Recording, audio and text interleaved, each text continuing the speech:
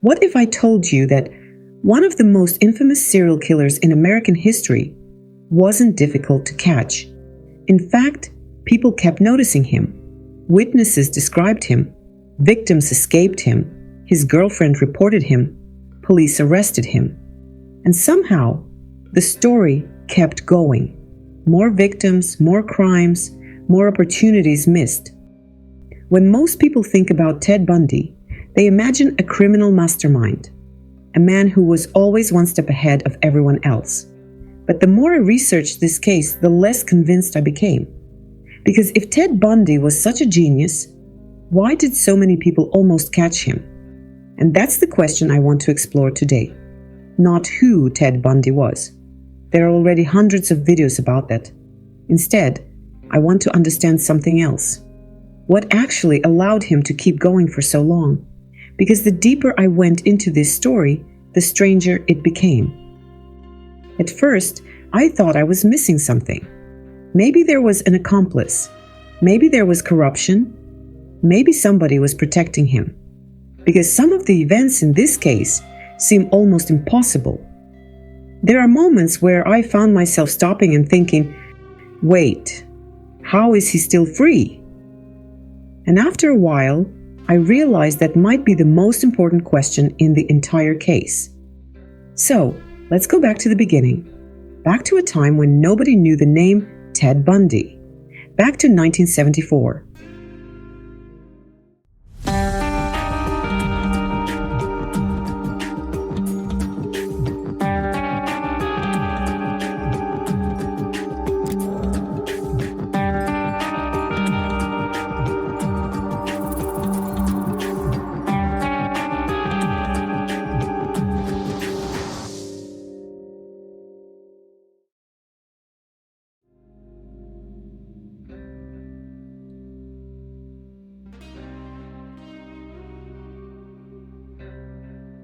One of the things that makes this case so fascinating is how easy it is to judge it from the future.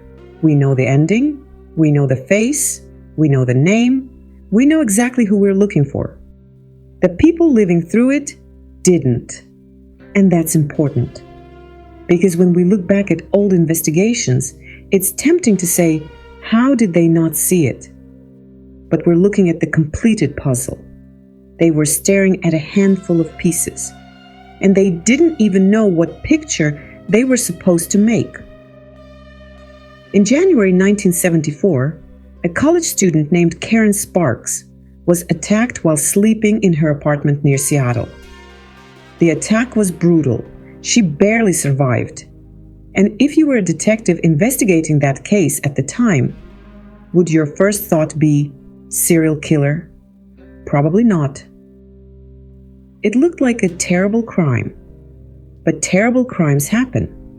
One case doesn't automatically mean a serial offender. So the investigation continued. Life moved on. And then another young woman disappeared. And another. And another. At this point, nobody is hunting Ted Bundy. Nobody even knows who Ted Bundy is. And then something happens that changes everything. Not because police discover a brilliant clue or someone confesses. The investigation changes because Ted Bundy does something incredibly careless. He starts introducing himself to strangers, using his real first name, Ted. That's where the story starts getting very strange.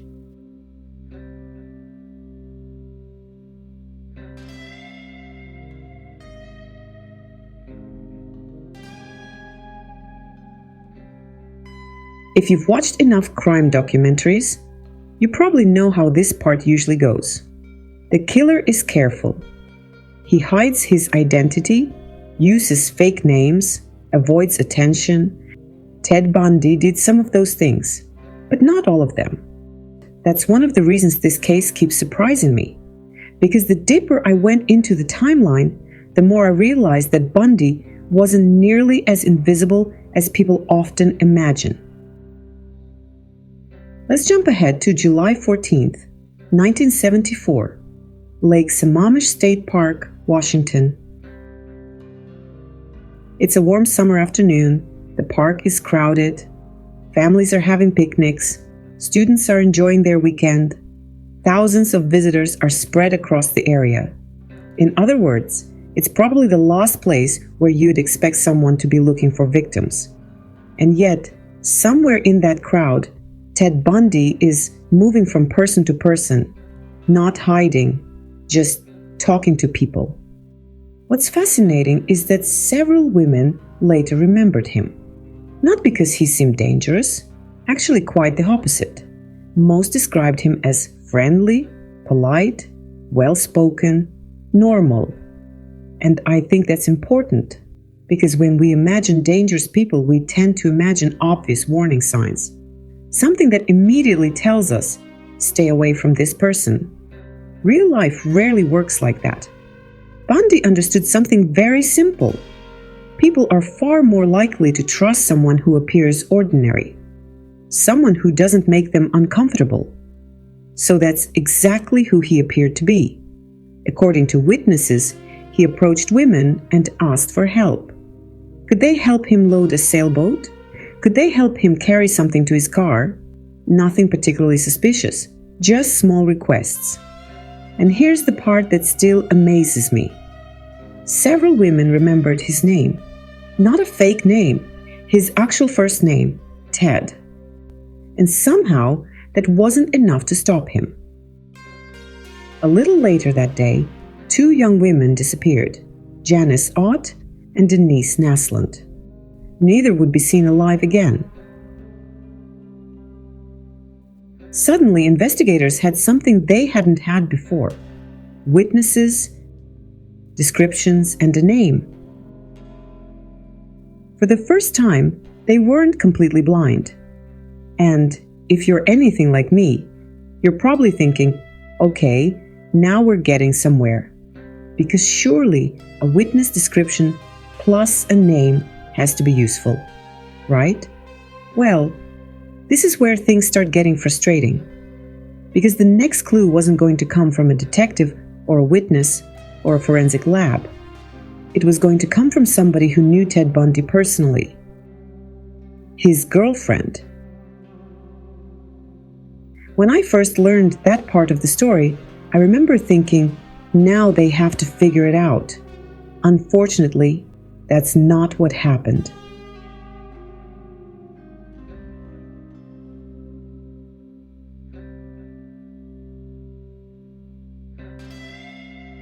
If you've heard about this case before, you probably know the name Elizabeth Kloepfer. At the time, she was dating Bundy. She knew him better than almost anyone. She spent time with him. She knew his habits, his routines, the way he spoke, the way he acted. And after seeing news reports about the investigation, she started noticing similarities that were difficult to ignore. His name is Ted. Your boyfriend's name is Ted. Witnesses describe a certain appearance. Your boyfriend looks similar. Witnesses mention a Volkswagen Beetle. Your boyfriend drives a Volkswagen Beetle. At what point do you start feeling uncomfortable? Because I know exactly when I would. Immediately. And that's essentially what happened. The more Elizabeth heard, the more concerned she became. Eventually, she contacted police. Think about what just happened. The suspect's own girlfriend reaches out to investigators. Not somebody who met him once, the person who knew him best. And she's basically saying, maybe you should take a look at this guy. Now, to be fair, investigators received hundreds of tips. Most of them led nowhere. Still, the more clues you add together, the stranger the situation becomes. A man named Ted, a Volkswagen Beetle, matching descriptions, and now a concerned girlfriend. You can almost feel the picture beginning to form. Not clearly, not completely, but enough that you start paying attention. And here's what fascinates me. Bundy doesn't seem particularly worried. He keeps taking risks. He keeps acting as though nobody will ever connect these pieces. And maybe that's because up to that point, nobody had. But that confidence was about to create a much bigger problem for him, because soon he would make a mistake that should have ended everything. A victim who survived.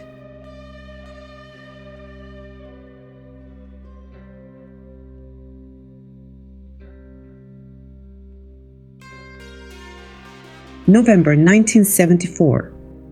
A shopping mall in Utah. A young woman named Carol DeRange is finishing her shopping and preparing to leave. A man approaches her. He introduces himself as a police officer.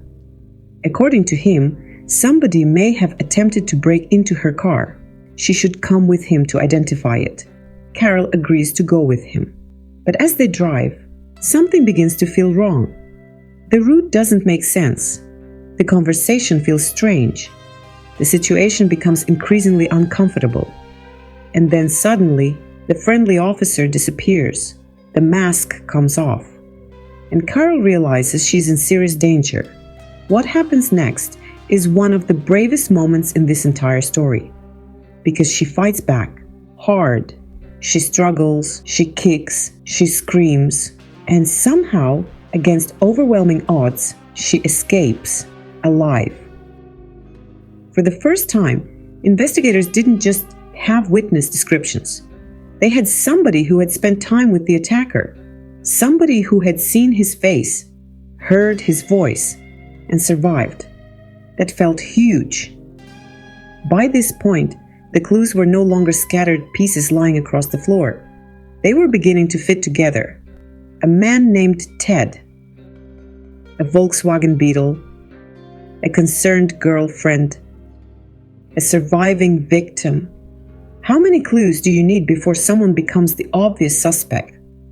Because if you followed the story this far, you're probably thinking exactly what I was thinking. Surely this is where they finally catch him. And for the first time, it looked like they might.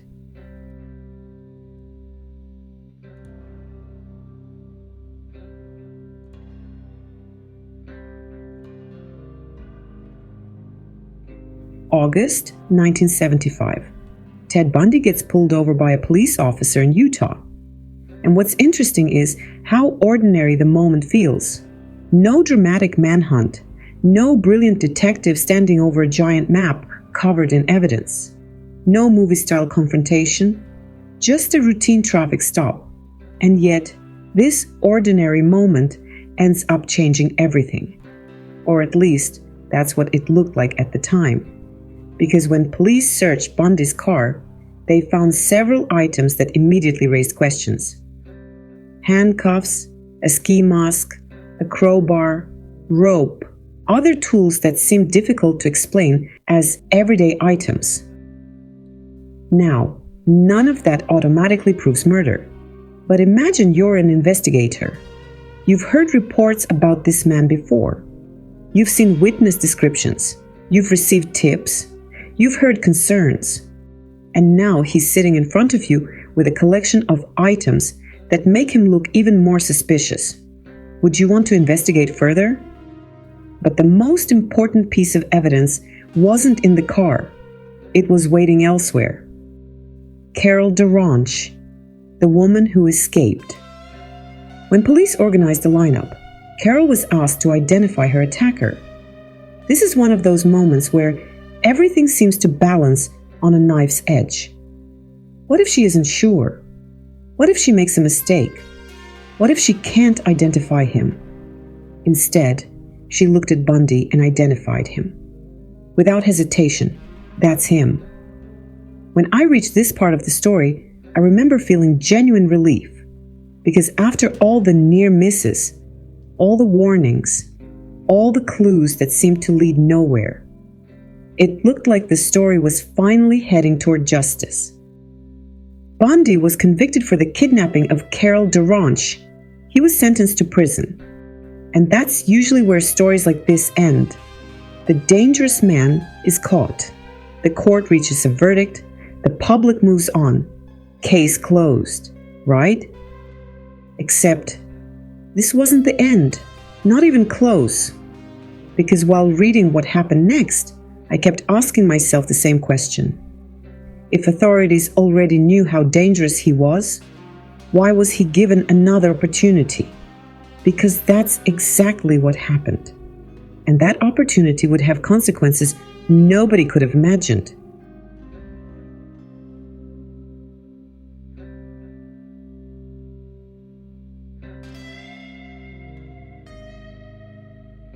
By 1977, Ted Bundy is in jail.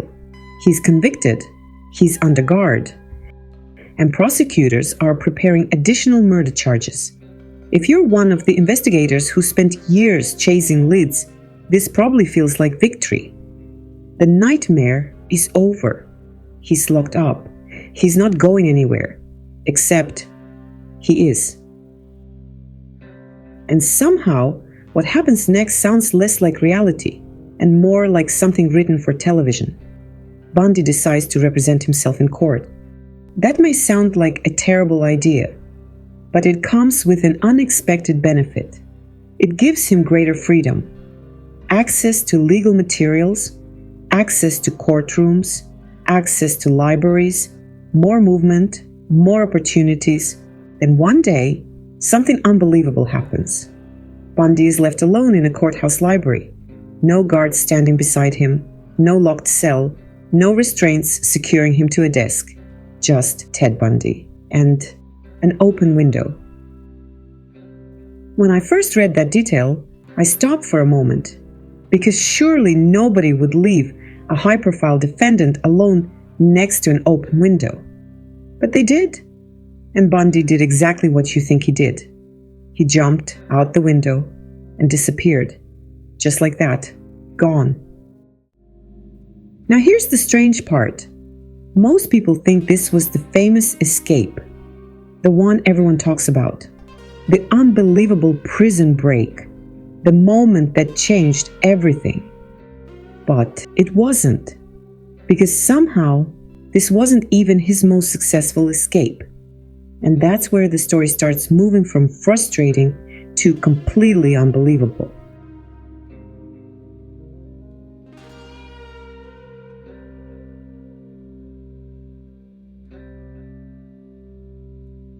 Eventually, Bundy is recaptured. For a brief moment, common sense appears to return. Okay, he's caught again. Surely security will be tighter now. Surely nobody is making the same mistake twice. At least that's what I thought. Unfortunately, that's not what happened. Because while everyone else was trying to move on from the embarrassment of the first escape, Bundy was studying, watching, observing. One thing even his critics admit is that Bundy paid attention.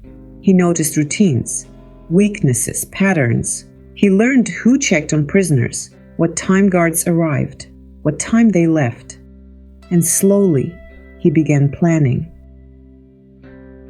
Now this next part sounds so ridiculous that I honestly thought it was exaggerated. Bundy deliberately lost weight, a lot of weight, not for health reasons, not to change his appearance. He was making himself small enough to fit through a hole in the ceiling. And every time I revisit the story, I find myself asking the same question. How does nobody notice? How does a prisoner slowly create an escape route above his cell without somebody stopping him? Yet somehow, that's exactly what happened. On December 30th, 1977, he put the plan into action. If this sequence appeared in a movie, most viewers would probably say it was unrealistic. That night, Bundy climbed through the hole into the crawl space above his cell.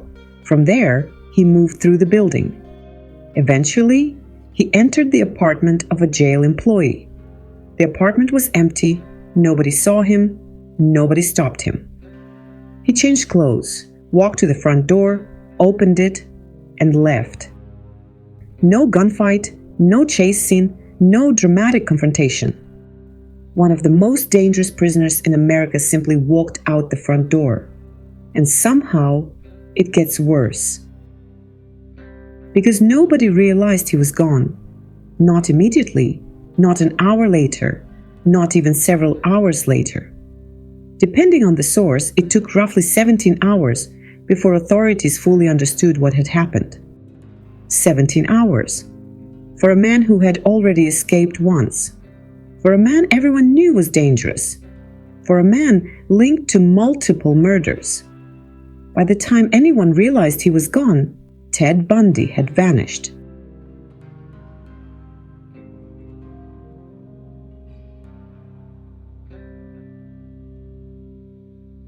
When Ted Bundy arrived in Florida, he wasn't some unknown drifter, because by this point, authorities knew exactly who he was.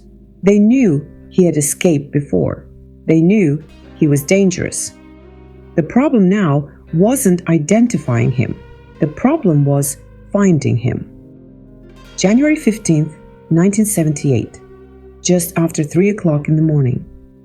Tallahassee, Florida, a sorority house called Chi Omega, a place where young women lived, studied, made friends, planned their futures. And on that night, most of them were asleep. They had absolutely no reason to think they were in danger. Nobody expects a serial killer to walk through the front door, especially one who should already be sitting in a prison cell. And that's the thought I kept coming back to while reading about this part of the story. Because every event we've discussed so far suddenly feels very different. Now they have consequences. Human consequences. 2 young women, Margaret Bowman and Lisa Levy, were murdered. 2 others survived brutal attacks. And somehow, after everything that had already happened, Ted Bundy escaped yet again. Not from prison, not from police, but from the crime scene itself. And this was the moment where my perspective on the case started changing. Earlier, I found myself asking, how did he do it? How did he avoid being caught? How did investigators miss him? But now I was asking a different question, a much more uncomfortable question. How did we get here? How did a man who had already been arrested, already convicted, already imprisoned, still end up inside a sorority house in Florida? Because once you start asking that question, the story feels very different. It's no longer just a story about a killer. It's a story about everything that happened before that killer arrived. If the story had ended at Chi Omega, it would already be one of the most disturbing criminal cases in American history. But it didn't. And what happened next may be the hardest part of the entire timeline, because the next victim wasn't a college student. She wasn't living away from home. She wasn't an adult making her own decisions. She was 12 years old.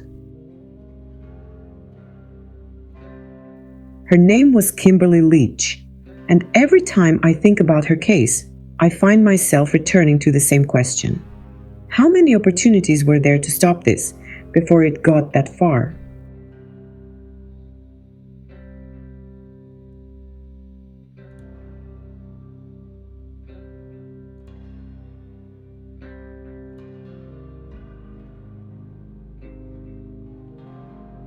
February 9th, 1978, Lake City, Florida. Kimberly Leach arrives at school like she had done countless times before. She walks into school that morning, and at some point during the day, she disappears. A search begins. Teachers, family members, police officers, volunteers, everyone hoping for the same outcome. Everyone hoping she's still alive. But that isn't what happened. Weeks later, Kimberly's remains are discovered. Every time I think about Kimberly Leach case, I don't just think about Ted Bundy. I think about everything that happened before February 9th. Kimberly's case forced me to think about every opportunity that came before her, every chance to stop Bundy, every chance that failed. Maybe some of those opportunities wouldn't have changed anything. Maybe the outcome would have been the same. The truth is, we'll never know. But that's exactly what makes this case so unsettling. not knowing how many lives might have been different if just one thing had happened another way. If one clue had reached the right investigator, if one door had stayed locked, if one window had stayed closed, we'll never know.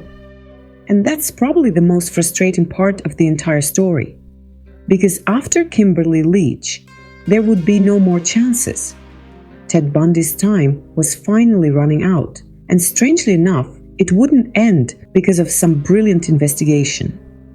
It would end because of something much simpler.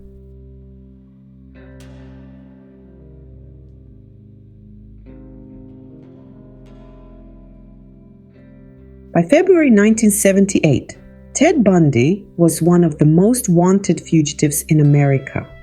Police departments across the country knew his name. His photograph was everywhere. Investigators were actively searching for him. And yet, when the end finally came, it happened in a way that almost feels random. A police officer in Pensacola, Florida, noticed a suspicious Volkswagen Beetle. That's how the final chapter begins. Not because somebody solved the mystery, not because a task force finally cracked the case, not because a detective had a breakthrough after years of investigation. A patrol officer simply noticed a suspicious car. The officer approached the vehicle. The driver reacted suspiciously. A struggle followed, and eventually, the driver was arrested. That driver was Ted Bundy. And the more I think about it, the more fitting it feels. Because throughout this entire story, Bundy wasn't invisible. People kept noticing him. People kept reporting him. Police kept encountering him again and again. The problem was never that nobody saw him.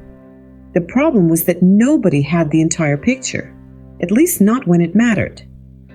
For the third time, Ted Bundy was behind bars, and it had taken far longer than it should have. Eventually, the trial began. Witnesses testified. Evidence was presented.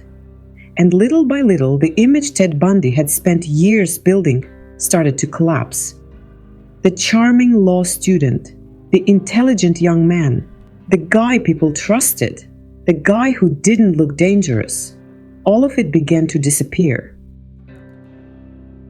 Eventually, the jury reached its verdict. Ted Bundy was found guilty. Later, he was sentenced to death. And if this were a typical true crime story, this is probably where we'd stop. The killer is caught.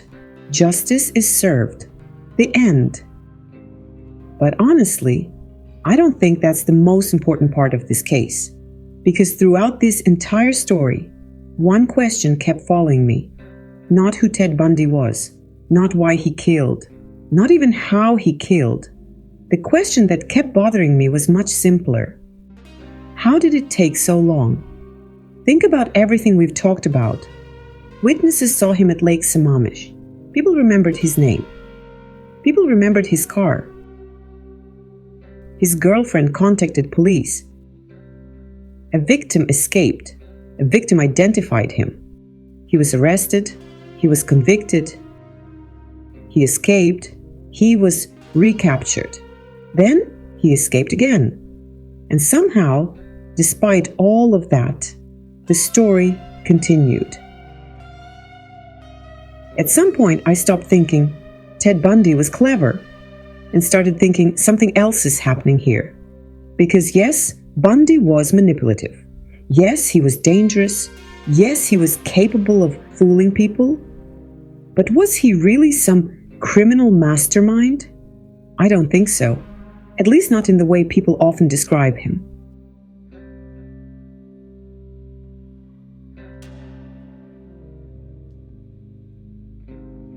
When I started researching Ted Bundy's story, I thought I was reading about a serial killer.